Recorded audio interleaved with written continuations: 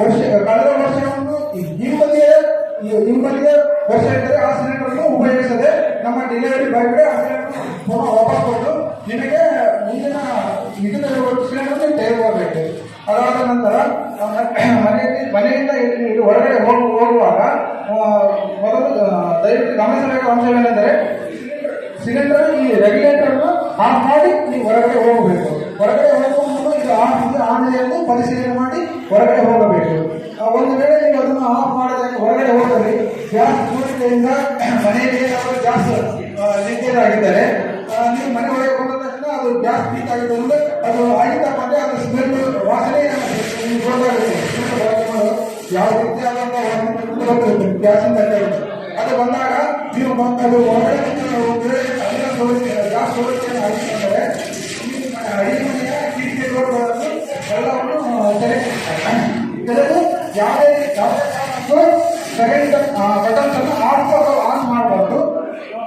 ಮತ್ತೆ ಸಿಲಿಂಡರ್ ಉಪಯೋಗಿಸುವ ಸ್ಥಳದಲ್ಲಿ ಬೆಂಕಿ ಅಥವಾ ಎಲೆಕ್ಟ್ರಿಕಲ್ ವಸ್ತು ಯಾವುದು ಇಡಬಾರದು. ನೀವು ಎಕ್ಸಾಂಪಲ್ ಎಲ್ಲಿ ಮನೆಯಿಂದ ಹೊರ ಹೋಗುವಾಗ ದೇವರ ಮನೆಯಲ್ಲಿ ಅಡಿಗೆ ಮನೆಯಲ್ಲೇ ದೇವರ ಮನೆ ಇರುತ್ತೆ.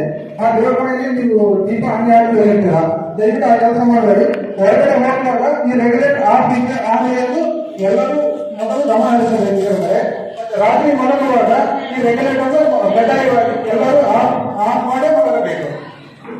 ಇನ್ನೊಂದು ಸಿಲಿಂಡರ್ ಯೂಸ್ ಮಾಡುವಾಗ ಸಿಲಿಂಡರ್ ಮೇಲ್ಭಾಗಕ್ಕೆ ಸ್ಟವ್ ಅನ್ನು ಉಪಯೋಗಿಸಬೇಕು. ಸಿಲಿಂಡರ್ ಕೆಳಭಾಗಕ್ಕೆ ಯಾವತ್ತೂ ಸಿಲಿಂಡರ್ ಉಪಯೋಗಿಸಬಾರದು. ಸಿಲಿಂಡರ್ನ ಮೇಲ್ಭಾಗಕ್ಕೆ ಸ್ಟವ್ ಅನ್ನು ಉಪಯೋಗಿಸಬೇಕು. ಯಾಕಂದ್ರೆ ಏನಪ್ಪ ಅಂದ್ರೆ ಇವಾಗ ಸಿಲಿಂಡರ್ ಇಲ್ಲಿ ಏನಾದರೂ ಲೀಕೇಜ್ ಆಗಿ ಗ್ಯಾಸ್ ಸೋರಿಕೆ ಆಗಿರುವಾಗ ನಿಮ್ಮ ಸ್ಟವ್ ಕೆಳಗಡೆ ಇದ್ದಾಗ ಬೆಂಕಿ ಸಡನ್ನಾಗಿ ಇಲ್ಲಿಗೆ ತಗೊಂಡಾಗ ಅದನ್ನು ನಂದಿಸಲಾಗಲ್ಲ. ಅದ್ರ ಬಯಕ ಹೊರಗಡೆ ಹೊಡಿರ್ತೀರ ಅವಾಗ ಇಲ್ಲಿಂದ ಬೆಂಕಿ ಕೂಡ ಇದಾಗಿ ಸಿಲಿಂಡರ್ ಸ್ಫೋಟ ಆಗೋ ಸಂಭವ ಇರುತ್ತದೆ.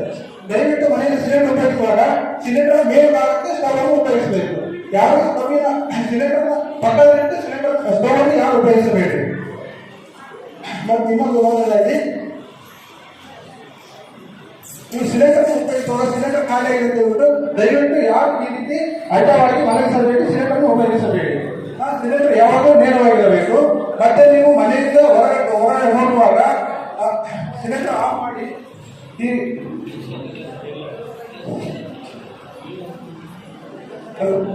ರೀತಿ ಸಿಲಿಂಡರ್ ಅಡಿಗೆ ಮನೆಯಲ್ಲಿ ಯಾವುದೇ ರೀತಿಯ ಬೆಂಕಿಯನ್ನು ಉಪಯೋಗಿಸಬಾರದು. ಮತ್ತೆ ಒಲೆ ಮೇಲೆ ಈ ರೀತಿ ಹಾಲು ಉಕ್ಕದಂತೆ ಮಾಡಿಕೊಳ್ಳ ಮುಂದೆ ಒಲೆ ಸ್ಟವ್ ಮೇಲೆ ಯಾವುದೇ ಪದಾರ್ಥವನ್ನು ಇಟ್ಟು ನೀವು ಬೇಜವಾಬ್ದಾರಿಯಿಂದ ಇದು ಮಾಡಬಹುದು. ಅದು ಕೆಲಸ ಮುಗಿಯವರೆಗೆ ಅದರ ಮುಂದೆ ನಿಂತಿದೆ ನೀವು ಕೆಲಸ ಮಾಡಬೇಕು.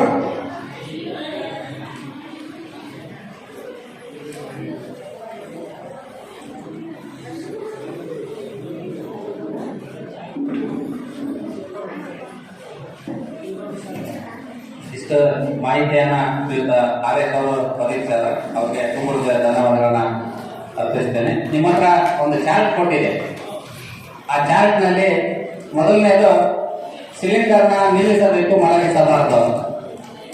ನೀವು ಒಂದು ಹಂತದವರೆಗೆ ಸಿಲಿಂಡರ್ ನಿಲ್ಸಿರ್ತೀರಿ, ಸಿಲಿಂಡರ್ ಖಾಲಿ ಆಗಿರ್ತದೆ, ಇನ್ನೂ ಅದ್ರ ಸಿಲಿಂಡರ್ ಉಳಿತದ ಅಂತೇಳಿ ನೀವು ಯಾರು ಅದನ್ನು ಮಲಗಿಸಿದ್ರೆ ಅಂದ್ರೆ ನಿಮಗೆ ಯಾರಿಗೂ ಆ ಬಗ್ಗೆ ನಾಲೆಡ್ಜ್ ಇಲ್ಲ ಅಂತ ಒಂದು ಸ್ಪಷ್ಟವಾಗಿ ತಿಳ್ಕೊಳ್ರಿ. ಇದರೊಳಗೆ ತುಂಬಿರೋದು ಲಿಕ್ವಿಫೈಡ್ ಪೆಟ್ರೋಲಿಯಂ ಗ್ಯಾಸ್. ಅದರ ತೂಕ ಗಾಳಿ ತೂಕಕ್ಕಿಂತ ಕಡಿಮೆ ಇರ್ತದೆ. ಅದನ್ನು ತುಂಬಿದಾಗ ಆ ಸಿಲಿಂಡರ್ನಲ್ಲಿ ಮೇಲ್ಭಾಗಕ್ಕೆ ಖಾಲಿ ಆಗಿರ್ಬೇಕು, ಕೆಳಗಿರೋದಲ್ಲ. ನೀವು 3-4 ಅಪ್ಸ್ಟೇರಿಗೆ ತಗೊಂಡು ಹೋದ್ರೂ ಪೈಪ್ ಲೈನ್ ಆ ಸಿಲಿಂಡರ್ ಇರ್ತಕ್ಕಂಥ ಕೊನೆ ಗ್ಯಾಸ್ ಖಾಲಿಯಾಗಿ ಮೇಲೆ ಬರ್ತದೆ. ಹಂಗಂದ್ಮೇಲೆ ನೀವು ಅದನ್ನ ಅಳಗಾಟಿ ಮಲಗಿಸಿದ್ರೆ ಗ್ಯಾಸ್ ಕೊಡೋದಿಲ್ಲ. ಅದಕ್ಕೆ ಇಲ್ಲಿವರೆಗೆ ಏನಾರ ಮಾಡ್ತಿದ್ರಿ, ಇನ್ನು ಮುಂದೆ ಅದು ಆಗ್ಬಾರ್ದು. ಯಾವ ಕಾರಣಕ್ಕ ಗ್ಯಾಸ್ ಅನ್ನ ಮಲಗಿಸಿ ಆ ರೀತಿ ಕೊಡಬೇಡ. ಹಂಗಾಯ್ತಂದ್ರೆ ಅದರೊಳಗೆ ಕೆಳಗಡೆ ಇರ್ತಕ್ಕಂಥ ಲಿಕ್ವಿಫೈಡ್ ಘನೀಕರಿಸಿದ ಒಂದು ಪೆಟ್ರೋಲಿಯಂ ಇದು ಇರ್ತದೆ. ಅದು ಆ ಸಿಲಿಂಡರ್ ನಾಲ್ಕನಲ್ಲಿ ಬರ್ತದೆ. ಅದು ಬಂತು ಅಂದ್ರೆ ಬ್ಲಾಕ್ ಆಗ್ತದೆ. ಅವಾಗ ನೀವು ಅಬ್ಸರ್ವ್ ಮಾಡ್ರಿ, ನಾರ್ಮಲ್ ಉರಿಯತ್ತ ಅದು ಉರಿಯೋದಕ್ಕೂ ವ್ಯತ್ಯಾಸ ಆಗ್ತದೆ. ಇದು ಎಲ್ಲರೂ ಮಾಡಿರಿ ಬಹುತೇಕ, ಆದ್ರೆ ಇನ್ ಮುಂದೆ ಮಾಡಬೇಡ್ರಿ ಅಂತ. ಇನ್ನ ಮುಂದೆ ಇನ್ನ ಏನ್ ಮಾಡ್ತಾರ ಅಂದ್ರೆ, ಇಲ್ಲ ಅದರೊಳಗೆ ಗ್ಯಾಸ್ ಐತಡಿ ಅಂತೇಳಿ ಬಿಸಿನೀರು ಹಾಕ್ತಾರೆ. ದಯವಿಟ್ಟು ಅಪಾಯಗಳಿಗೆ ಆಹ್ವಾನ ಅದು ಕೂಡ ತಪ್ಪು ಆಗ್ಬಾರ್ದು. ಈ ಎರಡನೇದೇನು ಚಿತ್ರ, ನಿಮ್ಮ ಸಿಲಿಂಡರ್ಗೂ ನಿಮ್ಮ ಆಸ್ತಿಕರ ಒಲೆಗೂ ಐದು ನೋಡ್ರಿ, 199 ಸ್ಥಾನ 100ರಷ್ಟು ನಿಮ್ಮ ಸಿಲಿಂಡರ್ಗಿಂತ ಒಲೆಗಳು ಕೆಳಗಿದಾವೆ. ಹೌದಾ? ಅದಕ್ಕೆ ಅದನ್ನ ದಯವಿಟ್ಟು ಭರ್ತಿ ಮಾಡಿದ್ರೆ ನಿನ್ನೆ ದಿವಸ ಜಿಲ್ಲಾಧಿಕಾರಿಗಳು ಕೂಡ ಮನವಿ ಮಾಡಿದೆ. ಅವಕಾಶ ಇದ್ರೆ ಯಾರಾದ್ರೂ ಎಷ್ಟು ಶೀಘ್ರ ಆಗ್ತಾ ಅಷ್ಟು ವೈದ್ಯ ವ್ಯವಸ್ಥೆಯನ್ನು ಬಳಸಬೇಕು. ಸಾಕಷ್ಟು ಜನರಿಗೆ ಕೋಡು ಭಾವನೆ ಇದೆ, ಸಿಲಿಂಡರ್ ಬಹಳ ಹೋಗಿ ಹೌದಲ್ಲ? ಮತ್ತೆ ಯಾವ ಇದೆ ಡಿಗ್ರಿ ವಸತಿ ಸೇವೆಯಲ್ಲಿ ನೋಡ್ರಿ, ಎಲ್ಲ ಹಾಸ್ಟೆಲ್ನಲ್ಲಿ ಏನು ಬಂದಾಗ ಆದಾಗ ಏನು ವೈದ್ಯ ಮಾಡಿದ್ರೆ ಆ ವೈದ್ಯರೆಲ್ಲ ಸಿಕ್ಕಿರಿ. ಅದಕ್ಕೆ ರೀಸನ್ ಏನಂದ್ರೆ ಸಿಲಿಂಡರ್ ಬಹಳ ಹೋಗ್ತದೆ, ಸಿಲಿಂಡರ್ ಬಹಳ ಹೋಗೋದಿಲ್ಲ, ಅಷ್ಟೇ ಹೋಗ್ತದೆ. ಪೈಪ್ಲೈನ್ ವ್ಯವಸ್ಥೆಯನ್ನು ಕಾಪಾಡಿ.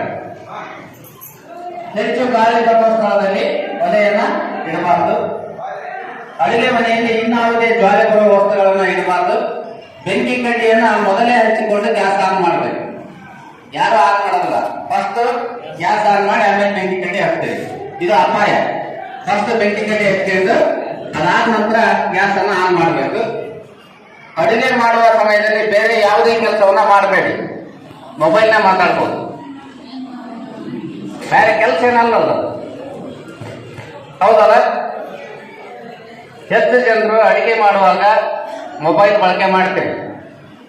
ಅದರ ಪರಿಣಾಮ ಆಯ್ತಂದ್ರೆ ನೀವು ಮಾಡಿದ ಪಾಪ ನೀವೇ ಅನುಭವಿಸ್ಬೋದು. ರಿಸ್ಟ್ರಿಕ್ಷನ್ ಹಾಕಿ ಹೆಚ್ಚು ಕಂಪ್ಲೇಂಟ್